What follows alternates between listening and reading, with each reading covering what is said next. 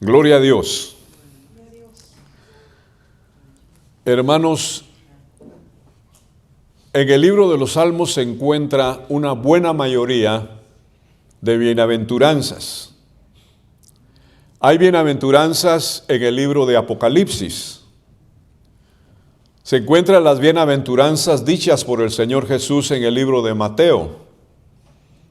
Y en el resto de la Biblia se habla sobre las bienaventuranzas o bienaventurado en algunas partes de diferentes capítulos. Pero en el libro de los Salmos encontramos porciones preciosas de bienaventuranzas. Y cada una de estas porciones contiene una enseñanza muy importante para nuestras vidas.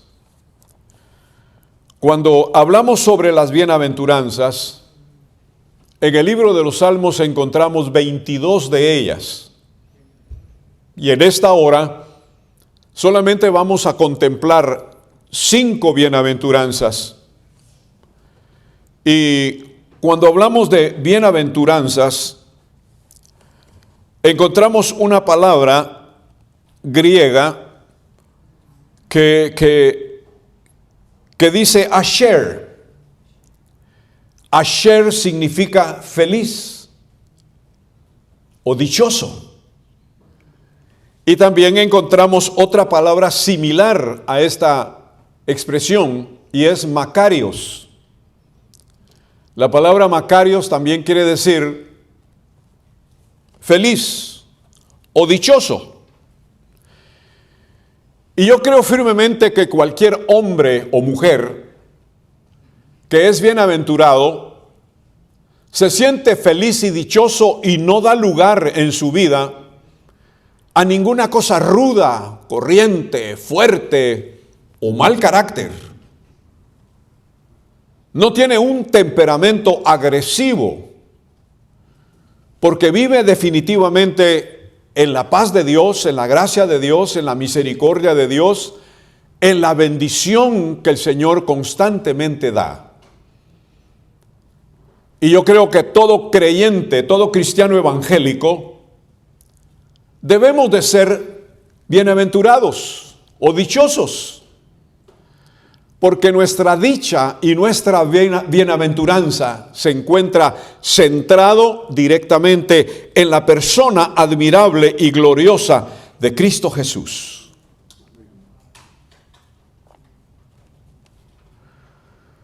Bienaventurado, dice la Escritura en el libro de los Salmos capítulo 1 y verso 1. El varón que no anduvo en consejo de malos, ni estuvo en camino de pecadores. Bienaventurado aquel que evita contactos con este tipo de personas, porque la felicidad del hombre piadoso es realmente estar apartado del mal. Es estar lejos de todo aquello que lo contamina, que lo molesta, que le echa a perder el día. Bendito sea el hombre o la mujer que discierne, que puede valorar la presencia del Señor y apartarse de cualquier cosa que lo está molestando. Es que nosotros los humanos estamos muy cerca y muy tendidos a las cosas pecaminosas. Pero no puede haber una vida santa sin una renunciación al mal. Bienaventurado aquel que lleva una vida limpia, una vida santa,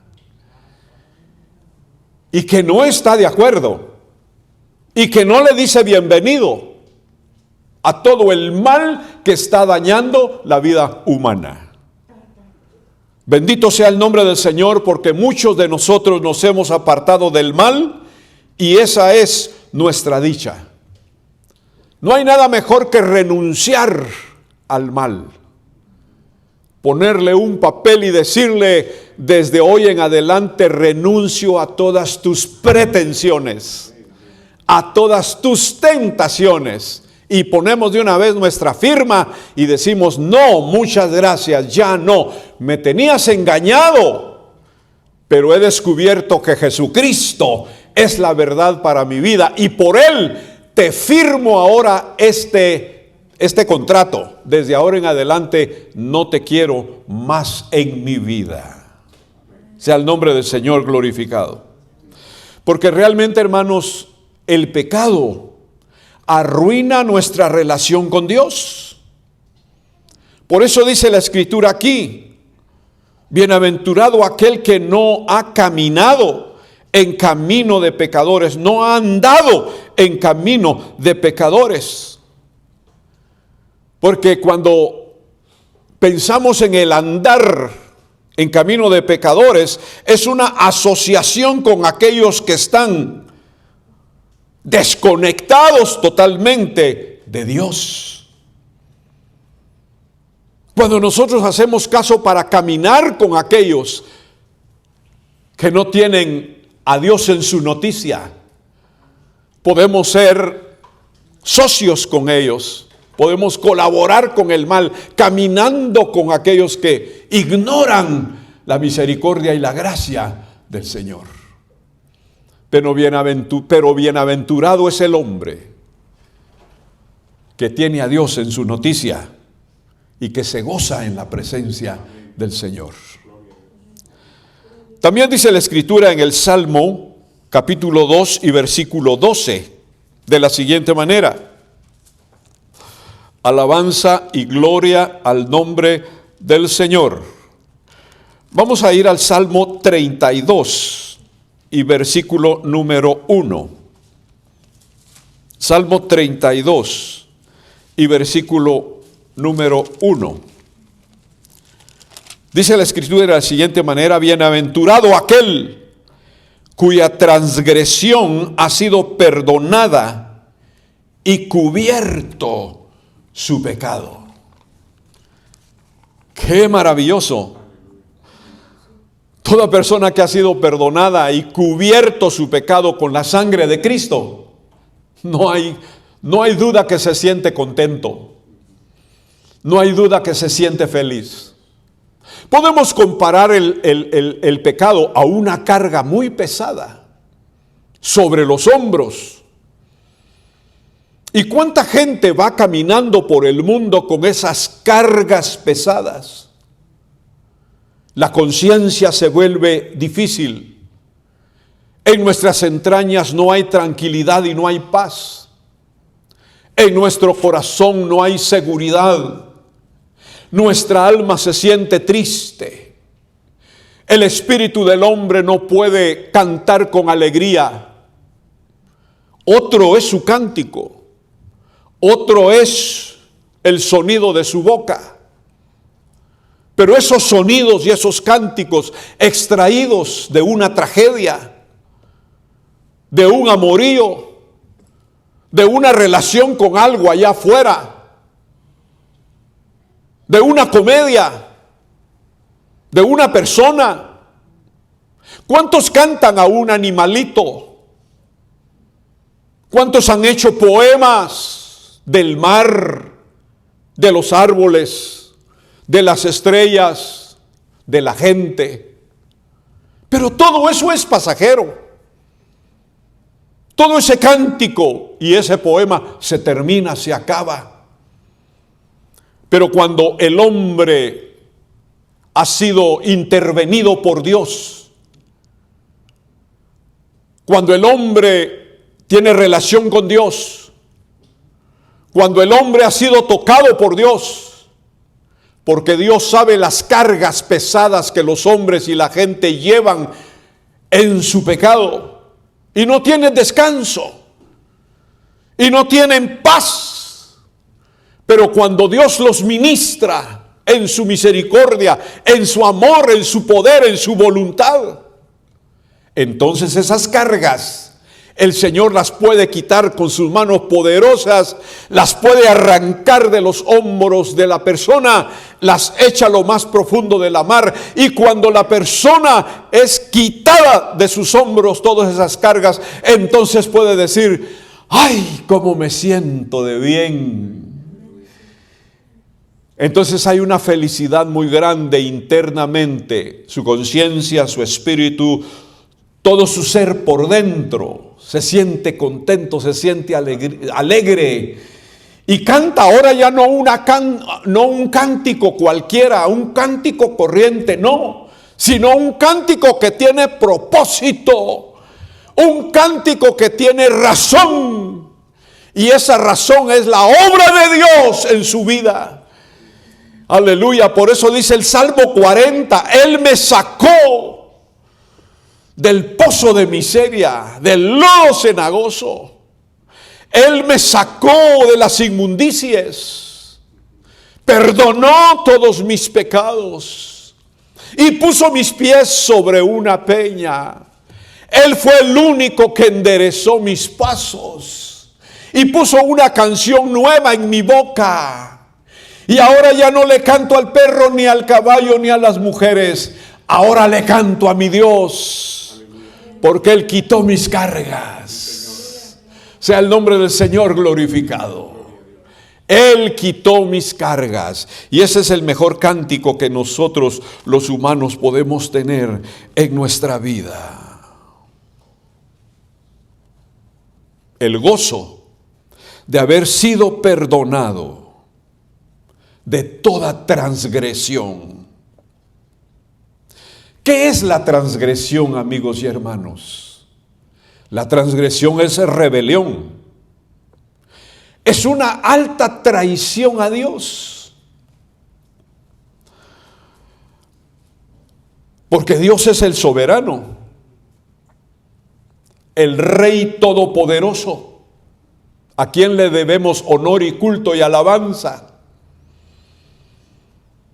Pero todo aquel que se inclina a otro Dios ha traicionado al verdadero Dios.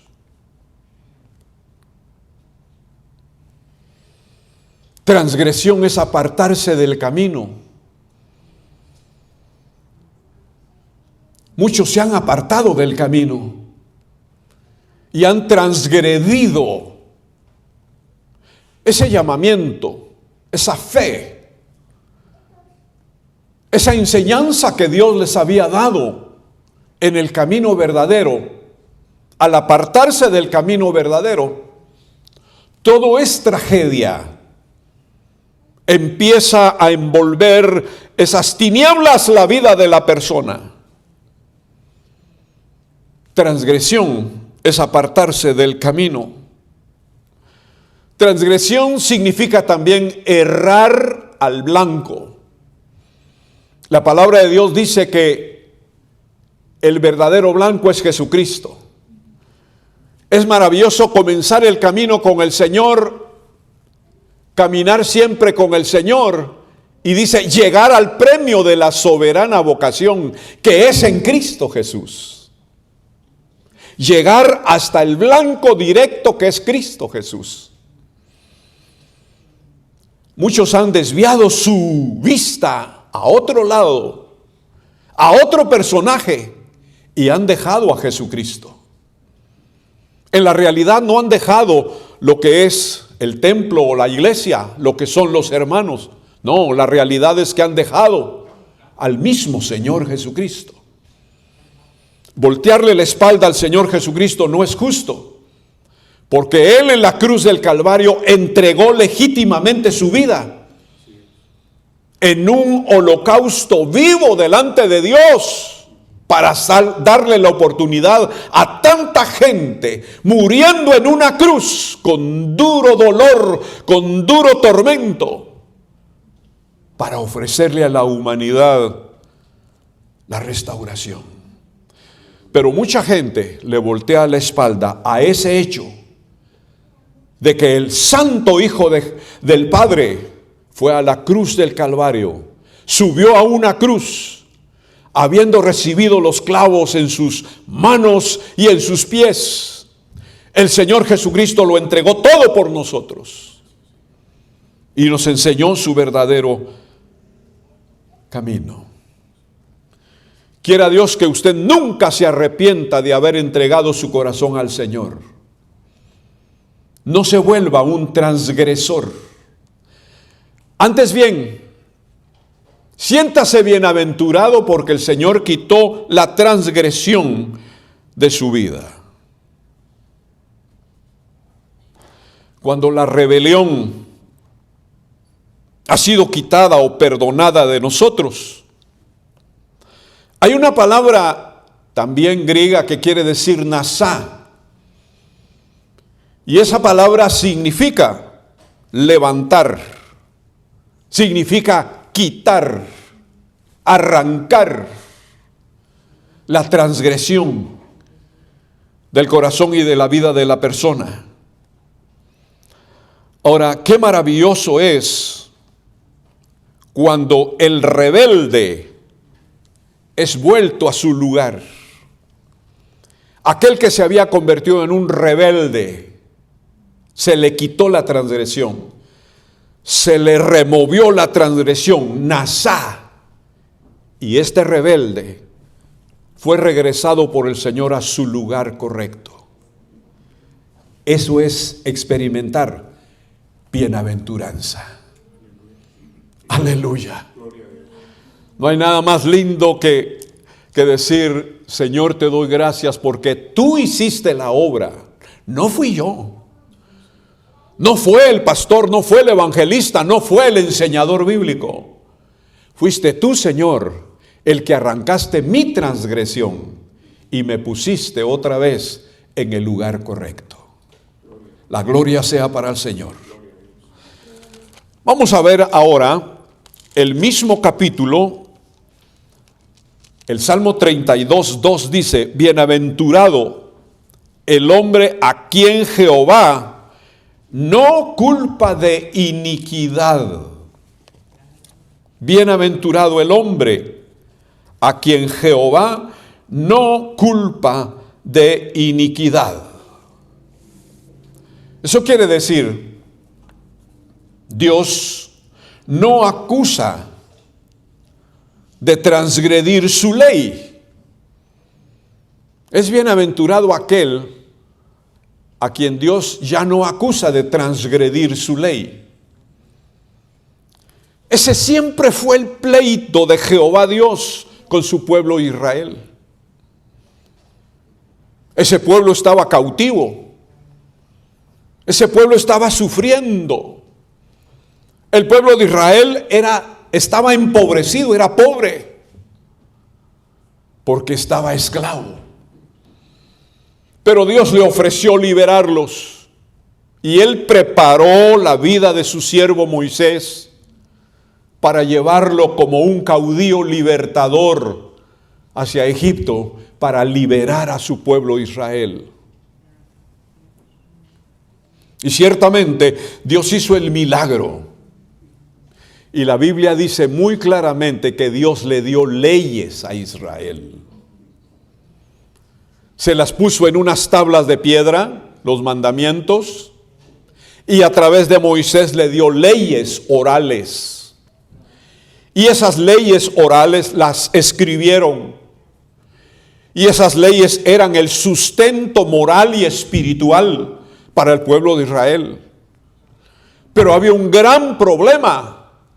La ley siempre ha sido buena, establecida por Dios, pero el hombre en su carne tiene la dificultad de no poder cumplirla. Algunos cumplían la ley como debería de ser, pero a otros les costaba tanto cumplir la ley. Y el pleito de Dios era de que los israelitas no se comportaban bien. Y el Señor Jehová dijo de ellos: este pueblo es duro de cerviz. En otras palabras, trabajar con este pueblo Me cuesta mucho, dijo Jehová. Él conocía el ambiente en el pueblo de Israel. Él conocía a los israelitas. Él conocía a sus hijos los israelitas. Pero era difícil trabajar con ellos. Hoy en día nosotros tenemos la traducción de la ley mosaica. La traducción de la ley mosaica es esto, la Sagrada Escritura. La Biblia, que es la santa palabra de Dios, la Biblia, que es el santo libro, la cual nosotros tenemos ahora y que dirige nuestra vida cristiana espiritual, la tenemos ahora en 66 libros, Antiguo y Nuevo Testamento, 27 libros del Nuevo Testamento, el resto es del Antiguo Testamento. Pero si los juntamos, si juntamos los dos, hacemos una biblioteca maravillosa y hermosa de sabiduría celestial.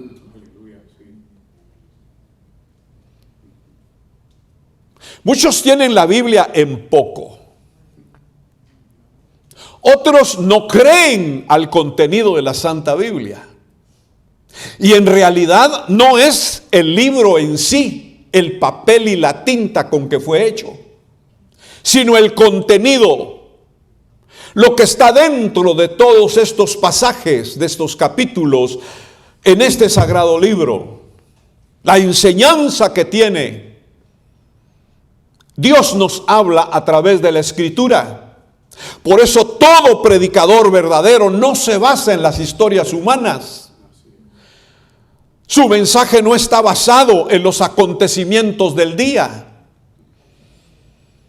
No, el verdadero predicador de la palabra de Dios tiene la palabra de Dios como base, fundamentalmente.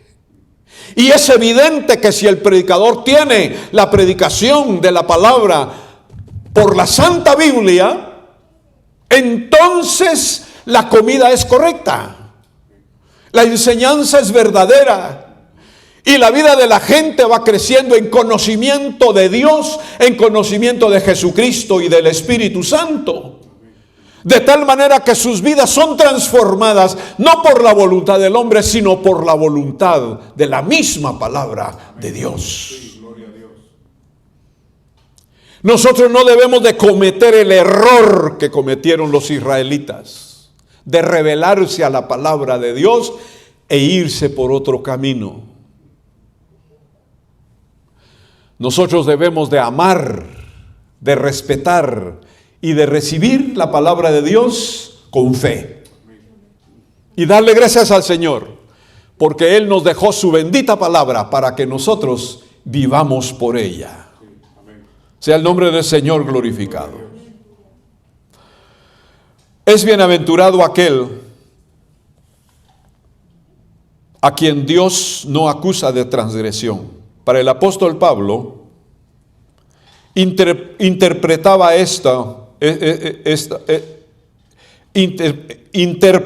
estos versos en la experiencia de la justificación y de la regeneración. El apóstol Pablo enseñó sobre la justificación, o sea, el hombre a quien Dios redime y quita su transgresión es llamado justo. Y es bienaventurado aquel que es regenerado por el Señor. O sea, el que tiene una vida diferente, vida nueva por causa de la obra del Señor en su vida. Es bienaventurado. Gracias a Dios por ello. El Salmo 33 contiene otra bienaventuranza preciosa. Salmo 33, en el capítulo número 12, la Escritura dice: bienaventurada la nación cuyo Dios es Jehová, el pueblo que Él escogió como heredad para sí. Qué precioso versículo. La nación cuyo Dios es Jehová. Podemos abrir nuestras Biblias también en el libro de Génesis, en el capítulo 12, versículo 1 y versículo 2. Cuando nuestro buen Dios pone sus ojos sobre Abram, porque ese era su nombre antes, Abram. Dice Génesis 12:1, Jehová había dicho a Abram. Eso quiere decir que le había hablado ya en algunas oportunidades. Y probablemente Abram no entendía el timbre de la voz que le hablaba. Porque dice, había dicho Jehová a Abram, vete de tu tierra y de tu parentela y de la casa de tu padre a la tierra que te mostraré. Y haré de ti una nación grande y te bendeciré y engrandeceré tu nombre y serás bendición. ¡Qué oferta! ¡Qué probabilidad! ¡Qué palabra tan segura! Dios tenía un proyecto, Dios tenía un plan que se iba a realizar solamente a través de un hombre y de la familia de ese hombre. Dios habló a Abram y le dijo, vete de aquí.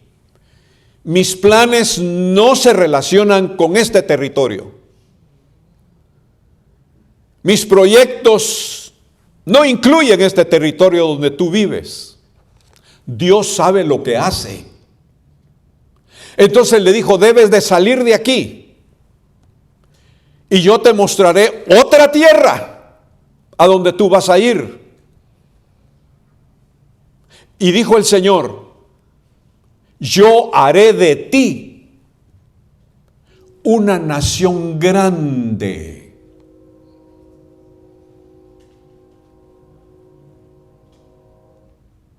Y entre paréntesis podemos pensar, Dios le habló de esta manera, pero Dios sabía que Abraham iba a ser un hombre entrado en edad y que su esposa Sarai o Sara era estéril en su vientre.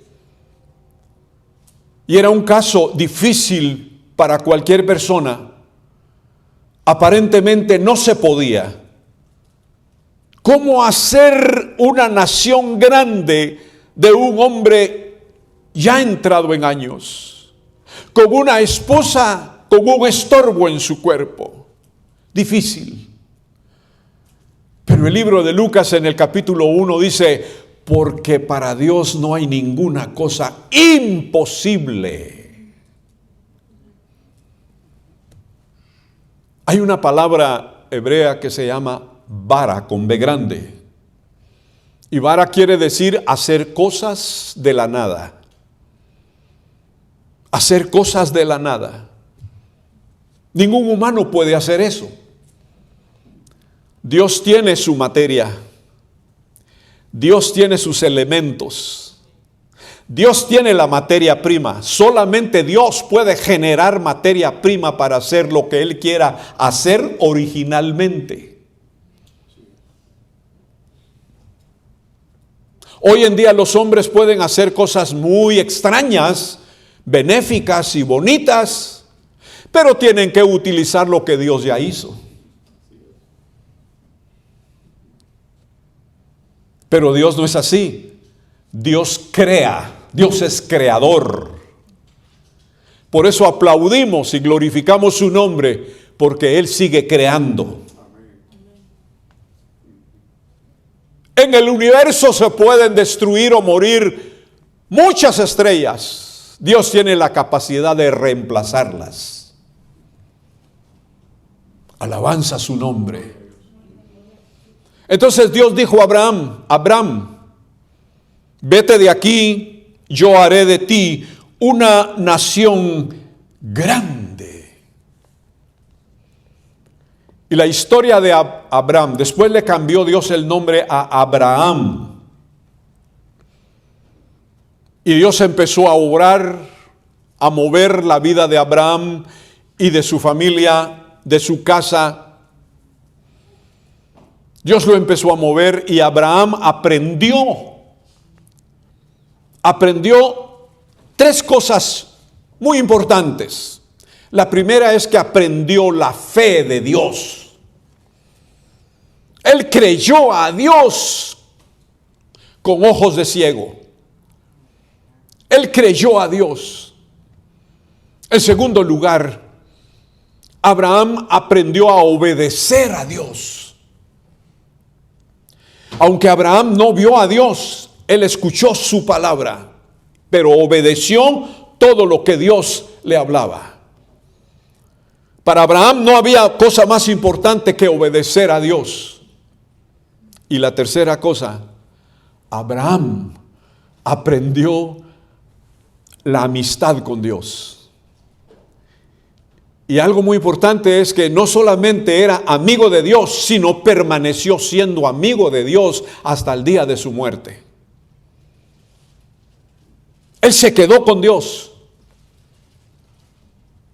A donde él fue, habían muchas tribus y otras pequeñas naciones. Él fue a otros diferentes lugares y pudo observar y pudo ver que todos aquellos pueblos que él llegó a conocer eran pueblos idólatras. Tenían dioses diferentes. Tenían dioses de diferentes tamaños, de diferentes colores, de diferentes imágenes, de diferente fisonomía. Pero Abraham tenía algo importante en su vida. Él hubiera podido decir, o quizás dijo alguna vez, yo conozco al Dios verdadero, que no se ve pero habla, que no se ve pero guía, que no se ve pero me ayuda, que no se ve pero enriquece. El Dios de Abraham, que era Jehová Dios de los ejércitos, era el Dios del cielo. Alabanza al nombre del Señor. En este tiempo moderno, podemos decir, podemos recordarnos que en algunas naciones tienen a Dios como el verdadero Dios. Por lo menos en Inglaterra, la reina inglesa lee constantemente la Biblia, porque en la Biblia está su sostén. Un reino que fue un imperio, pero que permanece y prevalece por la gracia y la misericordia de Dios. ¿Qué podemos decir de este país de Estados Unidos donde vivimos? Desde sus comienzos, nuestra Constitución reconoce a Dios como el único Dios verdadero de los cielos y de la tierra. Gracias a Dios, porque todavía en el billete de $1 aparecen las palabras, en Dios confiamos. Y ojalá, queridos hermanos y amigos, que no confiemos exactamente en el billete, sino confiemos en el testimonio que da el billete. El testimonio del billete dice, en Dios confiamos. Si usted y yo confiamos en el Señor, tendremos más billetes. Si confiamos en el Señor, tendremos nuestro alimento, tendremos nuestro vestido, tendremos nuestro hogar y tendremos éxito en todo aquello que podamos emprender. ¿Por qué? Porque no confiamos en nuestro brazo, ni confiamos en el brazo del gerente o del dueño de la empresa. No queremos confiar en el gobierno de los Estados Unidos, sino debemos de confiar en el Dios de los Estados Unidos, que debe de ser Jehová, Dios de los ejércitos.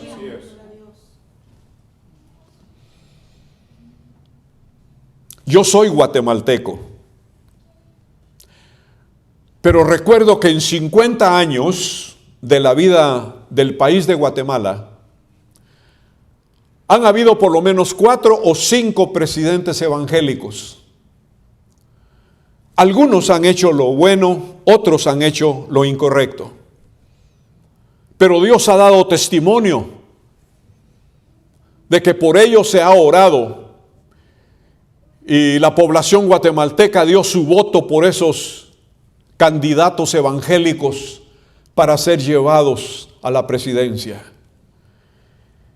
Y eso no es raro delante de Dios, porque hace como 55 años atrás, Jehová, el Dios de Israel, dio una promesa en Guatemala a través de profecías de mujeres y de hombres consagrados a Dios. Dios habló y dijo que Dios iba a levantar a Guatemala como la cintura de América. Y espiritualmente Dios lo ha hecho, porque el país de Guatemala tiene el 55% de cristianismo evangélico. Y el mundo se sigue dando cuenta que la gente está dejando la idolatría, la brujería, la hechicería, la santería en Guatemala. La gente está dejando el mundo, la gente está dejando las tradiciones, la gente está dejando las cosas mundanales y pecaminosas y se está entregando a Jesucristo, porque Jesucristo es el único camino, verdad y vida. Y solamente Él nos puede enseñar al Padre. La población guatemalteca está obedeciendo al Espíritu Santo. Se predica en las calles, en los mercados, en los hospitales, en el mismo gobierno. Se predica en el ejército de Guatemala. Predicadores importantes como Billy Graham, como Jimmy Swaggart, predicadores importantes como T.L. Osborne, predicadores importantes como Gigi Ávila, como Pepito Berríos, predicadores de diferentes partes del mundo, llegan a Guatemala a predicar la palabra de Dios y a seguir edificando, porque la iglesia sigue edificando, sigue siendo edificada por el evangelio glorioso de Jesucristo. Bienaventurada sea la nación que pone sus ojos en Dios, Jehová Dios de los ejércitos. Lamentablemente, muchas naciones de esta tierra están poniendo sus ojos en la idolatría. Muchos presidentes están siendo avalados por los brujos, por los hechiceros, por los agoreros, por los adivinos. Y queridos amigos y hermanos, y si algún personaje de algún congreso, de alguna república, algún alcalde, algún gobernador de alguna nación en el mundo, porque esta grabación va a llegar al mundo, yo lo creo, y está llegando a diferentes personas. Pero si usted me está escuchando ahí, usted es parte de un gobierno y usted está inclinando su cabeza ante los ídolos, y usted como parte del gobierno está confiando en la obra de los hechiceros y de los brujos, usted está en mal camino, usted está resbalando, usted está frente a una arena movediza. Temprano o tarde, su vida caerá y será ahogada por las patrañas y mentiras de todos esos agentes diabólicos. Salga de ahí. Ya no viva bajo el poder de Satanás el diablo, porque Jesucristo vino en carne. Él apareció para deshacer las obras del diablo. Las destruyó al pie de la cruz en el monte Gólgota. Jesucristo vino para deshacer las obras del enemigo. Salga de esa miserable condición, porque el diablo le puede dar mucho, pero también le va a quitar lo que le ha dado. El diablo es vengativo y mentiroso, dice la palabra del Señor en el libro de San Juan. Por lo tanto, no ponga su mirada en las ofertas de los brujos y de los hechiceros. Ponga su mirada en Jesucristo y salga de la idolatría y de la santería. Salga del espiritismo. Deje todo eso y ponga sus ojos y su fe en aquel que dijo: venid a mí todos los que estáis trabajados y cargados, y yo os haré descansar. Y usted será parte de una nación que pone sus ojos en Dios. La nación que pone sus ojos en Dios no caerá. Al contrario, Dios va a respaldar a esa nación y la va a hacer prosperar. No importa cuántos problemas hayan y vengan y tengan. Dios es poderoso para sostener una nación en la palma de sus manos. Bienaventurada la nación cuyo Dios es Jehová. Primera de Pedro, capítulo 2 y versículo 9. La Sagrada Escritura nos enseña de la siguiente manera. Primera de Pedro, capítulo 2 y versículo 9 dice: mas vosotros sois linaje escogido, real sacerdocio, nación santa, pueblo adquirido por Dios, para que anunciéis las virtudes de aquel que os llamó de las tinieblas a su luz admirable. Y termino con esto. Dios ha levantado una nación espiritual, una nación de fe. Esa nación está compuesta por todos los redimidos por la sangre de Jesús. Nos llaman evangélicos, nos llaman los del camino, nos llaman protestantes, y esa es una realidad, porque nosotros protestamos en contra de la mentira. Y vivimos bajo la bendición de la verdad, porque somos una nación que camina en santidad, que camina en limpieza, que ya no tenemos el yugo del pecado en nuestra vida, que ahora somos libres por la bendición que Cristo Jesús conquistó en la cruz del Calvario. Ahí rompió nuestras cadenas. Y Él formó, dice el libro de Efesios capítulo 2, de dos pueblos, o sea, del pueblo de Israel y del pueblo gentil, creyente, evangélico, formó solamente un pueblo. Y ahora ese pueblo santo le alaba, le aplaude, le bendice y da testimonio de que Jesucristo es la cabeza nuestra, porque nosotros somos una nación santa. La gloria sea para el Señor. Amigo y amiga, si no tienes a Jesucristo en tu vida, ven a Jesucristo, enrólate, inclúyete, métete en esta maravillosa nación que es el pueblo evangélico que alaba y adora a Dios. A este pueblo también se le llama el cuerpo de Jesucristo. Y aquí estamos en esta tierra para dar testimonio que Jesucristo es el Señor, para la gloria del Dios Padre. Que Dios te bendiga en esta hora, y bienaventurado el pueblo cuyo Dios es Jehová.